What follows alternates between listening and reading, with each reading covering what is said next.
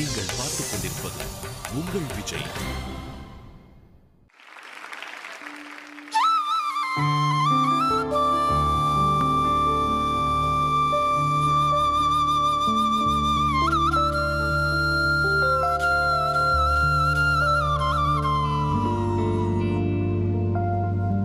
नमस्कार छात्र मित्रों, मैं आपका हिंदी अध्यापक Shri M B Patil sir, Shri Shivaji Vidyalaya Mahagaon, तहसील गडिंग्लज, जिला कोल्हापुर. बच्चों, पिछले कुछ 2-3 वीडियो में हमने कक्षा 8वीं हिंदी के पाठ्य पुस्तक में रखा हुआ तीसरा पाठ, जिसका नाम है वारिस कौन, इसका अध्ययन करना शुरू किया था. आज हम जहां तक पिछले वीडियो में पाठ आया है उससे आगे के पाठ का अध्ययन इस वीडियो के अंतर्गत करेंगे. मैंने आपको पिछले वीडियो में पढ़ाया है कि राजा ने चारों बेटियों को पास बुलाया है और 100 गेहूं के दाने के बारे में पूछताछ शुरू की है. चौथी लड़की को जब पास बुलाया गया तो चौथी लड़की ने अपने पिताजी अर्थात राजा जी को उत्तर दिया.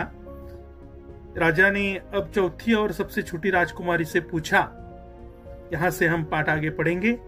राजा ने चौथी और सबसे छोटी राजकुमारी से पूछा.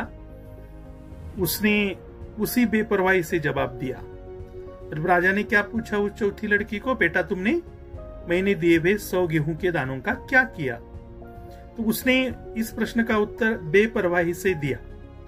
बेपरवाही यानी बेफिक्री अर्थात उसे बिल्कुल फिक्र नहीं थी उस बात की, उस काम की, उसे अंजाम की. तो उसने बेफिक्री से जवाब दिया, उन दानों की कोई कीमत है पिताजी? वो लड़की इस प्रकार उत्तर देने लगी, चौथी लड़की सबसे छोटी. उन दानों की कोई कीमत है पिताजी? कीमत है नहीं, मूल्य. तो कोई मूल्य है उसका पिताजी? वो तो बिल्कुल मामूली थे. वैसे तो ढेरों दाने भंडार में पड़े हैं. हमारा भंडार कितना बड़ा है, भंडार है ना अनाज घर, कितना बड़ा है, उसमें गेहूं के कितने ढेरों दाने पड़े हैं. आप तो जानते हैं ना कि मुझे गेहूं के भुने दाने बहुत अच्छे लगते हैं. गेहूं के भुने हुए दाने मुझे आग में तपाए हुए, मैंने बताया था आपको भुने का अर्थ. भुने हुए दाने मुझे खाना बहुत अच्छा लगता है. आपको मालूम है कि भुने दाने मुझे खाने में अच्छे लगते हैं. सो मैंने उन 100 दानों को भुनवा कर मैं खा गई. गेहूं के दानों को मैंने भुनवाया, आग में तपाया और मैं खा गई उन दानों को. आप भी पिताजी किन किन चक्करों में पड़ जाते हैं? चक्कर में पड़ना बच्चों, यहाँ मुहावरा है, देखो, अर्थ है दुविधा में पड़ना. आप भी पिताजी किन किन दुविधाओं में पड़ते हैं, चक्कर में पड़ जाते हैं? तो बच्चों, इस मुहावरे का आप अपने सार्थक वाक्यों में जरूर प्रयोग करें. चक्कर में पड़ना अर्थात दुविधा में पड़ना. मैं यहाँ एक वाक्य बता रहा हूं, वाक्य में प्रयोग कर रहा हूं मैं इस मुहावरे का. बरसात के कारण स्कूल जाऊं या ना जाऊं, इस चक्कर में मैं पड़ा रहा, इसलिए स्कूल नहीं जा सका. देखो, मैंने क्या वाक्य बताया? बरसात के कारण मैं स्कूल जाऊं या ना जाऊं, इस चक्कर में पड़ा रहा, इसलिए स्कूल नहीं जा सका. ये मैंने किया वाक्य में प्रयोग. आप इस प्रकार अन्य प्रकार का वाक्य में प्रयोग कर सकते हैं.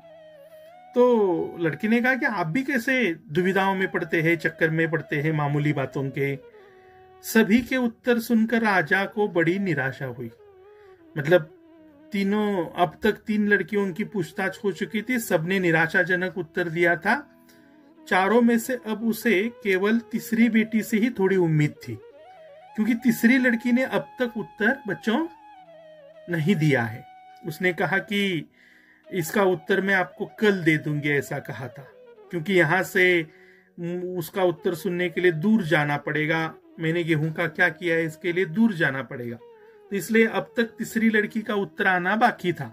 इसलिए राजा को केवल आशा, उम्मीद यानी आशा, अब तीसरी लड़की पर बची थी कि मेरे राज्य का सचमुच वारिस कौन बन सकता है क्या. तो तीसरी लड़की से थोड़ी सी आशा बची थी. दूसरे दिन तीसरी राजकुमारी राजा के पास आई और उसने कहा, चलिए पिताजी, आपको मैं दिखाऊं कि गेहूं के वे दाने कहाँ हैं। आपको ने मुझे जो गेहूं के 100 दाने दिए थे, वे गेहूं के 100 दाने कहाँ हैं, ये मैं आज आपको दिखाना चाहती हूँ। मेरे साथ चलिए पिताजी। ऐसे तीसरी राजकुमारी ने, तीसरी बेटी ने कहा। राजा रथ पर सवार हो गया। रथ पर सवार हो गया मतलब रथ पर बैठ गया। रथ चलने लगा। कुछ महल रथ ने पार किए। नगर पार करके खेत की तरफ रथ बढ़ चला। देखो रथ ने क्या क्या पार किया। कुछ महल पार किए नगरी के। नगर पार हो गया। नगर यानी शहर, राजा का वह शहर पार हो गया और राजा का रथ खेतों की तरफ आगे बढ़ने लगा। राजा ने पूछा तीसरी लड़की से कि बेटा आखिर कहाँ रख छोड़े हैं तुमने वे 100 गेहूं के दाने? आखिर कहाँ रख छोड़े हैं तुमने वे 100 गेहूं के दाने?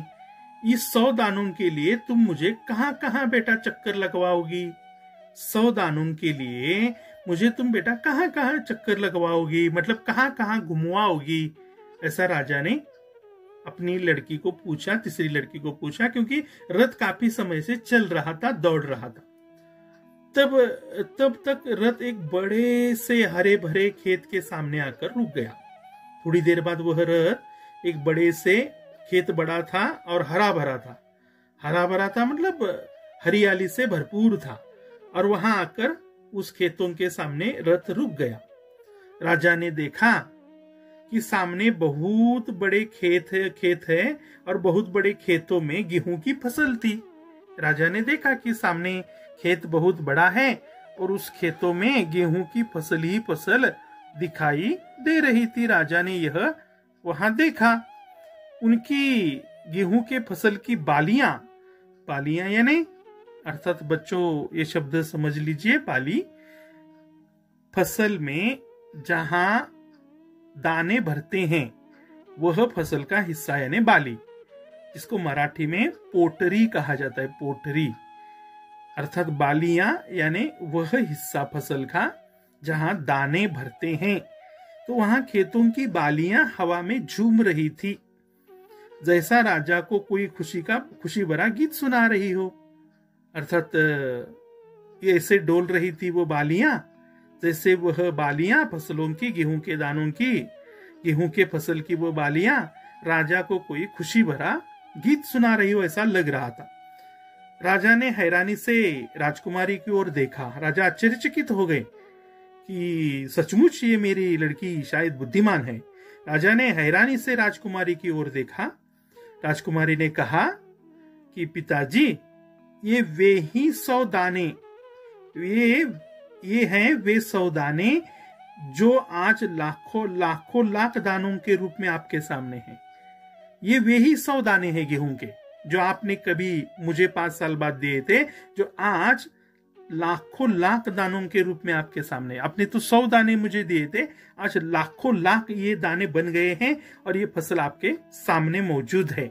ऐसा तीसरी राजकुमारी ने कहा। मैंने उन 100 दानों को बोकर इतनी अधिक फसल तैयार की है पिताजी। उसने कहा कि पिताजी मैंने वो दाने दिए थे ना आपने, वो मैंने घर में नहीं रखे, अपने पास नहीं रखे, जमीन बनाकर वो बो दिए, उसमें मेहनत की और उसमें फसल तैयार की और फसल तैयार करने का नतीजा ये हुआ है कि 100 दाने आज लाखों लाखों दानों में परिवर्तित हो गए हैं। राजा ने उसे गले लगा लिया। अर्थात उसका उत्तर सुनकर राजा ने अपनी तीसरी लड़की को गले लगाया। बच्चों मुहावरा है देखो, ये गले लगाना, प्यार से मिलना, प्यार से मिलना वाक्य में प्रयोग करना जरूरी है। आप बही में कीजिए। मैं आपको एक वाक्य सुना रहा हूं। ससुराल से लौटी अपनी लाडली बेटी को देखते ही माँ ने उसे गले लगा लिया। माँ ने उसे गले लगा लिया। ससुराल से लौटी अपनी लाडली बेटी को देखते ही माँ ने उसे गले लगा लिया। इस प्रकार आप वाक्य में प्रयोग कर सकते हैं। तो राजा ने अपनी बेटी को गले लगा लिया और कहा, अब मैं निश्चिंत हो गया बेटा, अब मैं निश्चिंत हो गया क्योंकि तुम ही मेरे राज्य की सच्ची उत्तराधिकारी हो। बेटा तुम ही मेरे राज्य की वारिस हो, सच्ची उत्तराधिकारी हो। उत्तराधिकारी यानी वारिस हो तुम। तो बच्चों, राजा के राज्य की वारिस कौन बन गई? तीसरी राजकुमारी। कौन सी? तीसरी राजकुमारी। तो आपको ये पता करना जरूरी है बच्चों कि तीसरी राजकुमारी ही राजा के राज्य की राजकुमारी क्यों, अर्थात वारिस क्यों बनी? क्योंकि इसमें पाठ्यपुस्तक पृष्ठ क्रमांक 5 पर आप देख सकते हैं, 5 पर यह एक उपयोजित लेखन के अंतर्गत मैंने क्या समझा ये पूछा है। तो आपने इस पाठ द्वारा क्या समझा है? तीसरी लड़की वारिसदार क्यों बनी? तो बच्चों देखिए, उत्तर सुनिए। हमारे बड़ों के द्वारा, मतलब हमारे बड़े जो घर में होते हैं, उन बड़ों के द्वारा दिए गए कार्य के पीछे जरूर कोई ना कोई मकसद होता है। बुजुर्ग लोग, बड़े लोग हमें कोई काम देते हैं, हमें कोई काम सौंपते हैं। उस काम सौंपने के पीछे कोई मकसद होता है, उद्देश्य होता है। इसलिए हमें अपनी बुद्धि का, जैसे तीसरी राजकुमारी ने अपने काम करते समय बुद्धि का उपयोग किया, अपने बुद्धि का उपयोग करके उस कार्य को श्रेष्ठ फल पाने के लिए प्रयास करना चाहिए। कोई भी कार्य करते समय अपनी बुद्धि का, समझ बुद्धि का उपयोग करना चाहिए, विवेक बुद्धि का उपयोग करना चाहिए, और उस उपयोग करके उस कार्य का श्रेष्ठ फल क्या होगा, उस कार्य का श्रेष्ठ परिणाम क्या होगा, इसके बारे में प्रयास करना चाहिए, जो तीसरी राजकुमारी ने किया। अपने प्रयासों से ही हम जीवन में सफलता प्राप्त कर सकते हैं। अगर हम बुद्धि का उपयोग करके सही प्रयास करेंगे, उचित दिशा में प्रयास करेंगे, तो ही हम अपने जीवन में सफलता प्राप्त कर सकते हैं। जैसे तीसरी राजकुमारी राजा के राज्य की उत्तराधिकारी बनी, क्योंकि उसने अपने मिले हुए साधनों का सही उपयोग किया, बुद्धि का सही उपयोग किया, और 100 दानों को लाखों दानों में परिवर्तित कर सकी वह। इस प्रकार हमें भी अपने बुद्धि का, समझ बुद्धि का उपयोग करना चाहिए, विवेक बुद्धि का उपयोग करना चाहिए, और अपने कार्य में श्रेष्ठता हासिल करने का प्रयास करते रहना चाहिए। तो इस प्रकार ये कहानी है जिसका नाम है वारिस कौन। बच्चों, हम इस पाठ के कृतियों पर अगले वीडियो में चर्चा करेंगे। तब तक के लिए मैं आपसे विदा लेता हूं। आपका दिन शुभ हो, मंगलमय हो। धन्यवाद।